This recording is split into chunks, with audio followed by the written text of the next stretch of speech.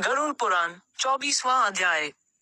नरक की यातनाएं और पापों का दंड। इस अध्याय में भगवान विष्णु गरुड़ जी को नरक का विस्तृत स्वरूप बताते हैं।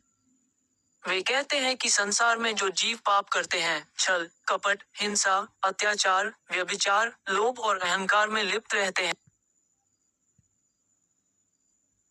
वे कहते हैं कि संसार में जो जीव पाप करते हैं, छल, कपट, हिंसा, अत्याचार, व्यभिचार, लोभ और अहंकार में लिप्त रहते हैं, उन्हें मृत्यु के बाद नरक में भेजा जाता है। नरक कोई कल्पना नहीं है, बल्कि वह एक वास्तविक लोक है, जहां आत्मा अपने ही पापों के अनुसार यातना भोगती है।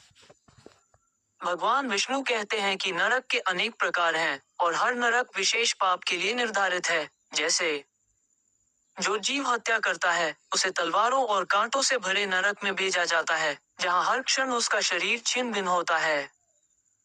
जो दूसरों का धन हड़पते हैं या चोरी करते हैं, उन्हें अग्नि से भरे नरक में डाला जाता है।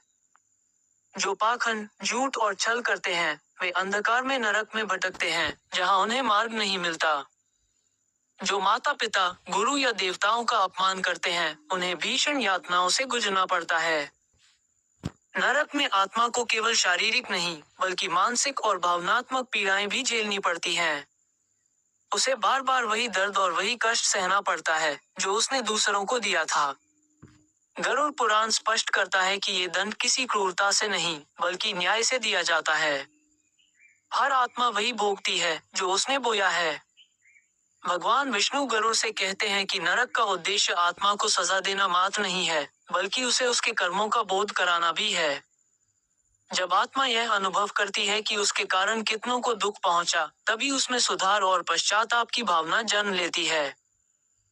इस अध्याय में ये भी बताया गया है कि नरक की पीड़ा अनंत नहीं होती। आत्मा अपने पापों का दंड भोगने के बाद पुनः जन्म लेती है, ताकि उसे एक और अवसर मिल सके।